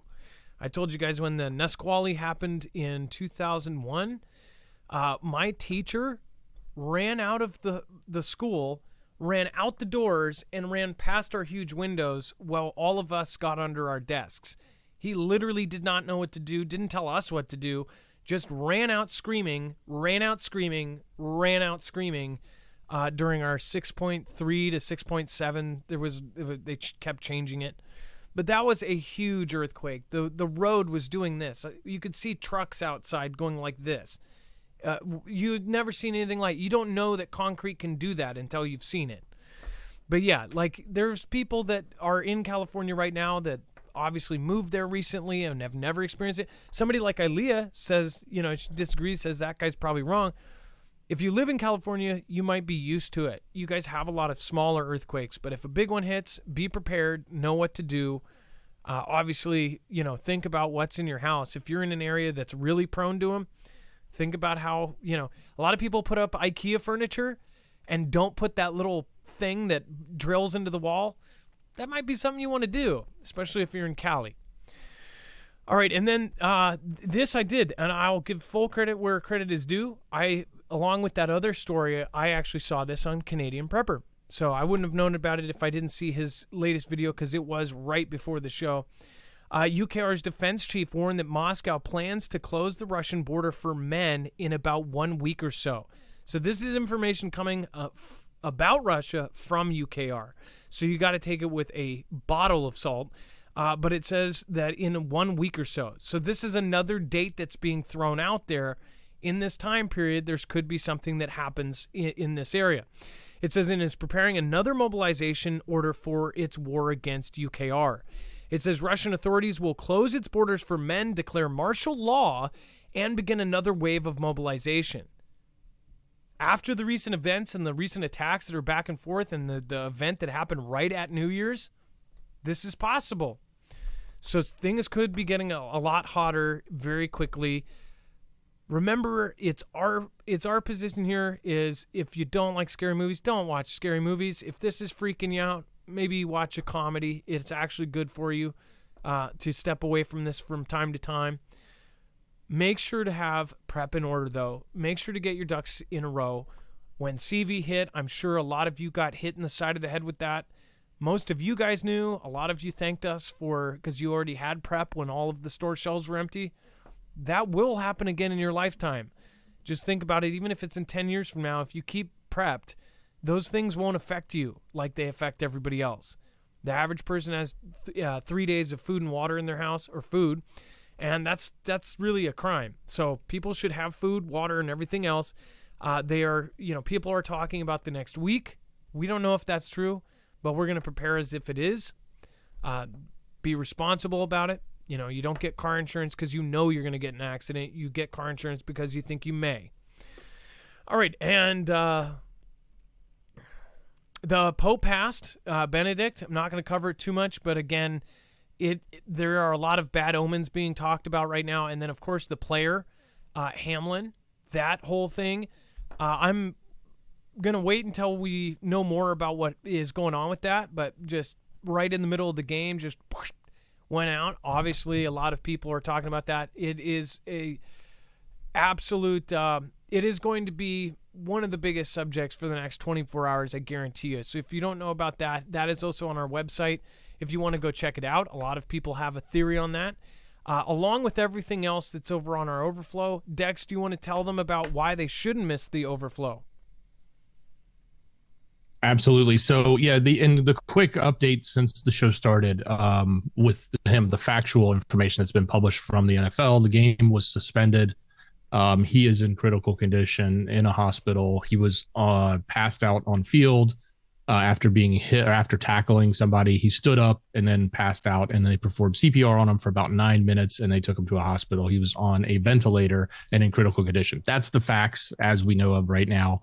A lot of speculation floating out there. So we'll wait to hear the actual updates, and I'm sure they will be coming because it is being covered by and looked at by just about everybody right now. It's a big deal given the state of that game and where how many people were paying attention to it. And it's very unfortunate for this young man who is suffering through this. So prayers go out to him. 24 Head years over old. to 24-year-old. Yeah.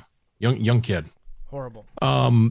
Yeah. Head over to marfooglenews.com. Click on the thumbnail for the show, and you will find everything we just talked about, all of the news we covered. And then you're going to find this orange bar that says overflow. This is the rest of the story. So we'll have all the updates here. We've got a lot of other content that we've put together that was either too hot for TV, so to speak, or topics that you don't normally talk about in a bar type things. But there's a lot going on. So a lot of updates from over the weekend. It's all right here. Again, if you're on YouTube or Rumble, it's even easier. Open up the description, click the link. It says show notes. It's right there. All right. So updates with the political spectrum. Hey, big changes are happening right now in the Congress. So there's going to be a new speaker, and the old one has stepped down. The old one being Pelosi, who's been there for quite a long time after decades in charge. Of course, there's a lot of typical pieces that we get to see about T-Man, the latest updates of what's going on with the party, what's going on with who said this and who said that. And even some Millie stuff has come out about some rumors about what had happened in the past. So all of that fun topic is there. If you're into that kind of thing, the whole spectrum is there for you. There's some updates with the event that happened with the cops in NYPD in Times Square. There's some updates with what's going on with William and Harry, with the King. There's even some stuff going on with CB, which we've talked a little bit about, especially the stuff we're hearing and the changes they're trying to forecast or say they're doing coming out of Xi's country. That's all covered in here as well. A few other updates, of course, some Elon slandering, so to speak, or not slandering, but, attacking as they like to do. So that's some of the coverage here that we talked about earlier in the show. And then some other things going on even in Xi's world, not Xi's world, sorry, Kim's world in NK. He actually cut the number 2 military official, but that's not necessarily a big deal in the sense that he does it every year. Every year he seems to change out at the end of the year, change out different people. So that's here. We do have some stuff on the financial, what's going on with the Treasury, what's going on with what they call now the rich session or the the recession that may or may not be coming that they keep talking about. That and a lot more. I mean, there's even more than I told you. So make sure if you want to get the rest of the story, we put this together for you every night. It's all here. We even put updates in here during the show if we can. It's at marfooglenews.com. All you have to do is open up the description and click on the show notes link. It'll take you right here. You can find you can find our last shows anytime. Just go to the website. It's right there. Click on that thumbnail and you can get the rest of the story. Now, I want to point out, it's all about what the media puts in front of your face and make sure that people talk about it at the water cooler. So a gentleman walked in heavily armed. Basically, it says, caused a panic at the supermarket, but did he break the law? Possibly not. But the reason is the timing, right? 2 days after somebody went in and took the lives of 10 at a Colorado grocery store. Now, that Colorado event, it really did not get any coverage. But if you have to remember, these things are happening all the time. It's just when they choose to cover it or when they choose not to.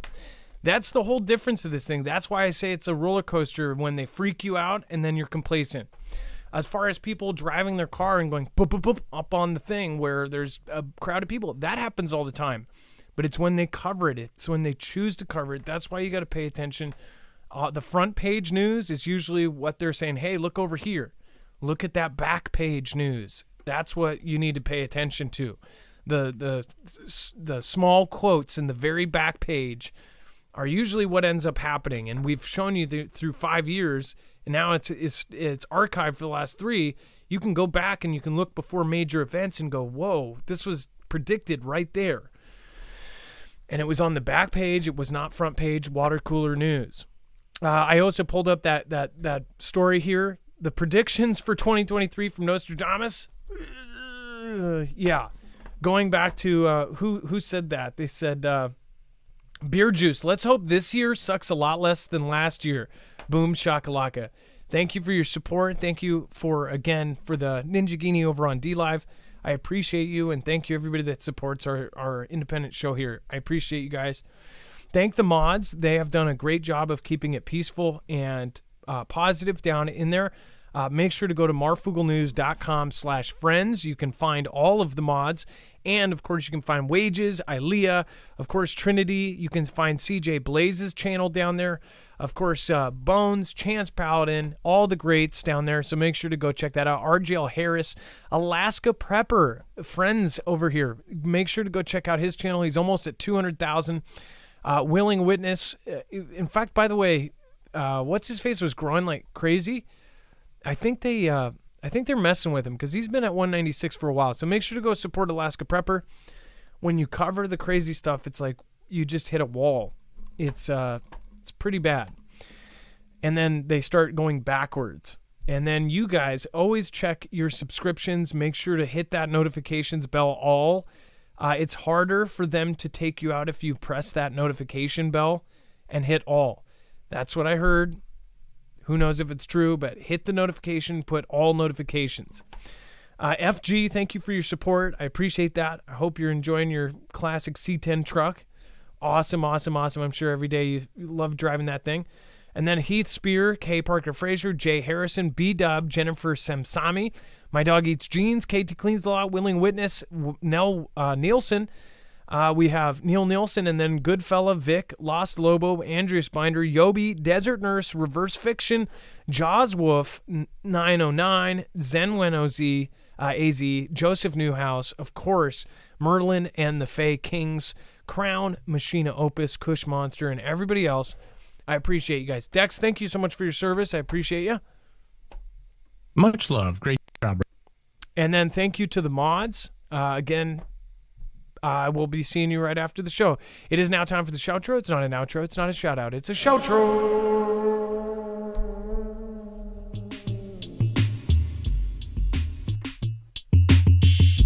Where I say thank you to the people that matter most, you.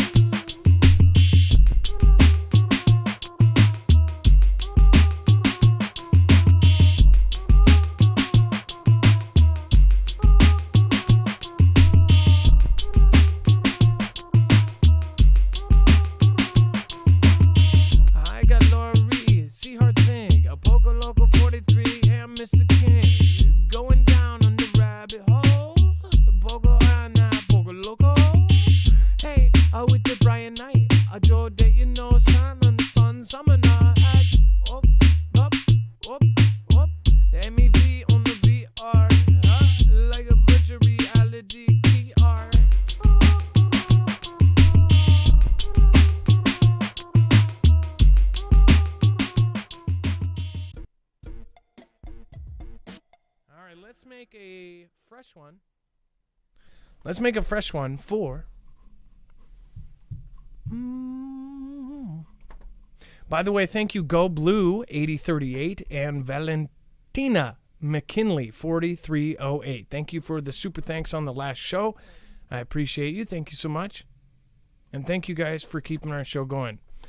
Again, we are independent and we cover controversial subjects, so we are not treated the same.